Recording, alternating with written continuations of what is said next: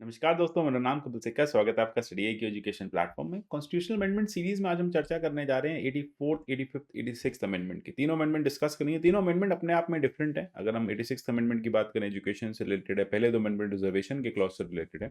But जानेंगे detail में कि तीनों का ऑब्जेक्टिव क्या होता है और क्यों तीनों को इंसर्ट किया। तो आपने देखा, हम ऑलमोस्ट अब इसके एंड पे आ चुके हैं। 105 अमेंडमेंट्स हैं। बहुत जल्द हम ये सीरीज खत्म कर देंगे। तो आपको क्या करना है, आपको सीरीज के पीडीएफ जो है मैं टेलीग्राम चैनल से डाउनलोड करने हैं, @कपिल लाइव। आपको मुझे फॉलो करना है कपिल सिक्का ट्विटर हैंडल पे।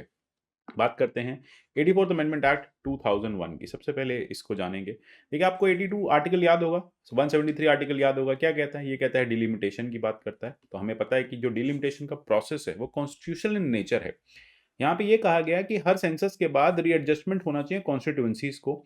और ये जो रीएडजस्टमेंट होगा, ये किस बिहाफ पे होगा? ये पॉपुलेशन के बिहाफ पे होगा। इसमें ये देखा जाएगा कि पॉपुलेशन का इक्विटेबल डिस्ट्रीब्यूशन हर कॉन्स्टिट्यूएंसी में हो पाए। ये प्रोविजन जो है, ये कॉन्स्टिट्यूशन में आप देखेंगे कि ये कॉन्स्टिट्यूशन में ऑलरेडी इंसर्टेड हैं। और बाद में आपने 42nd अमेंडमेंट में भी देखा कि फैमिली प्लानिंग के नॉर्म्स को लाया गया था।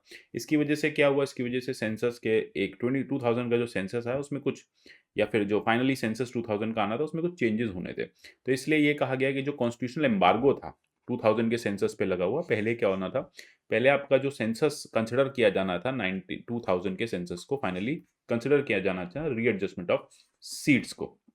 ठीक है, 1971 के बाद। लेकिन क्योंकि अभी क्लैरिटी नहीं आ रही थी, जो पॉपुलेशन है वो कंट्रोल नहीं हो पा रही थी, मान के चल रहे थे कि पॉपुलेशन कंट्रोल हो जाएगी, तो 2000 वाला जो सेंसस आएगा उससे डिलिमिटेशन कर लेंगे।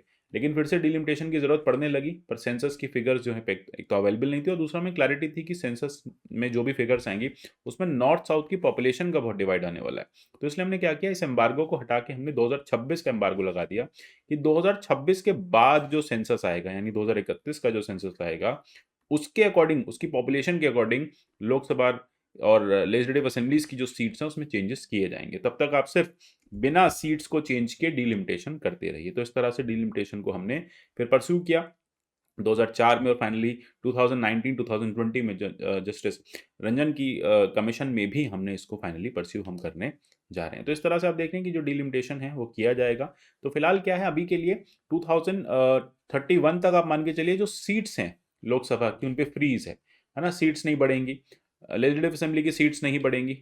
तो अब क्या होगा, सिर्फ और सिर्फ पॉपुलेशन जो है उसको रीशफल किया जाएगा, उसको शफल किया जाएगा और उसको रीसेटल कराया जाएगा अलग अलग कॉन्स्टिट्यूएंसीज के अकॉर्डिंग। रीसेटल से मतलब है कि अलग कॉन्स्टिट्यूएंसी में उनको भेज दिया जाएगा, या उनका जो एरिया है उसकी कॉन्स्टिट्यूएंसी चेंज कर दिएगी डिपेंडिंग अपॉन क्या सिनेरियो है। तो बस ये छोटा सा ही था अमेंडमेंट, बहुत ज्यादा इंपॉर्टेंट नहीं है। 85th अमेंडमेंट भी कुछ खास नहीं, आपको 77th अमेंडमेंट याद होगा। हमने वहां पे आर्टिकल 4A 16(4)A को इंसर्ट किया था। क्या कहा था कि कॉन्स्टिट्यूट आपकी जो रिजर्वेशन है वो प्रमोशन में भी लागू होगी, कि प्रमोशन आप कर रहे हैं तो रिजर्वेशन करिए। और कैसे लागू करेंगे? कॉन्सिक्वेंशियल सीनियरिटी से। अच्छा, इसके बाद 1997 में दो केसेस आ गए, सुप्रीम कोर्ट के दो इंपॉर्टेंट केस आ गए, अजीत सिंह केस और वीरपाल सिंह केस।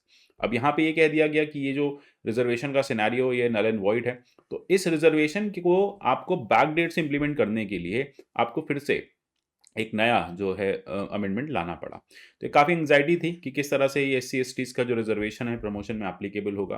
तो गवर्नमेंट ने इस पोजीशन को रिव्यू किया और बोले कि हम इसको बैक डेट से, ठीक है, 1997 से ही हम इसको इंप्लीमेंट करें, मतलब इससे पहले से हम इंप्लीमेंट करेंगे।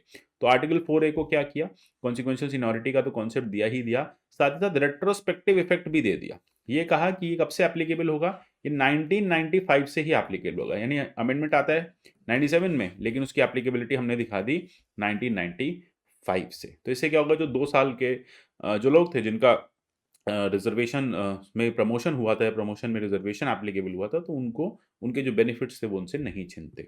नेक्स्ट हमें देखना है 86 अमेंडमेंट 2002 का। जानेंगे एग्जैक्टली किस तरह से ये अमेंडमेंट इंप्लीमेंट किया गया। देखिए, एजुकेशन जो है वो डीपीएसपी में रखी गई थी। यहाँ पे आर्टिकल 45 की अगर आप बात करें तो ये कहा गया कि एजुकेशन एक इंपॉर्टेंट राइट है, ठीक है। लेकिन क्योंकि उस समय रिसोर्सेज नहीं थे, जब हमने कॉन्स्टिट्यूशन को इम्प्लीमेंट किया था, हमें इंडिपेंडेंस मिली थी, तो हमारी सरकार के पास इतने रिसोर्सेज नहीं थे। तो इसकी वजह से क्या हुआ, इसकी वजह से हमें एक डीपीएसपी में एजुकेशन के कंपोनेंट को रखना पड़ा। ये कहा गया कि स्टेट की एक ड्यूटी है वो फ्री और कंपलसरी एजुकेशन दे 14 साल तक के बच्चों को। और यूजुअली कहा था कि 10 साल के अंदर इसको अचीव कर ले, लेकिन 50 साल हो गए थे कॉन्स्टिट्यूशन इंप्लीमेंट हुए। 2000 में हम बात कर रहे हैं, 2000 में काफ़ी रिपोर्ट्स आ गई थी, नेशनल एजुकेशन पॉलिसी 1986 आ गई थी।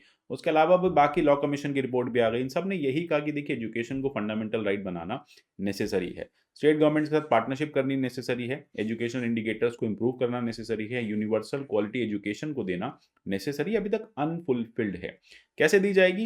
ये तभी मिलेगी जब बच्चों को आप राइट दे देंगे एजुकेशन का। जब वो एजुकेशन माँग पाएँगे तो फिर आपको वो देनी पड़ेगी। तो इसी के चलते पार्लियामेंट्री स्टैंडिंग कमिटी ने एक बिल प्रपोज किया और उस बिल के थ्रू हमने अपने कॉन्स्टिट्यूशन में कुछ अमेंडमेंट्स किए। सबसे पहला अमेंडमेंट हमने ये किया, आर्टिकल 21A जो है वो इंसर्ट किया।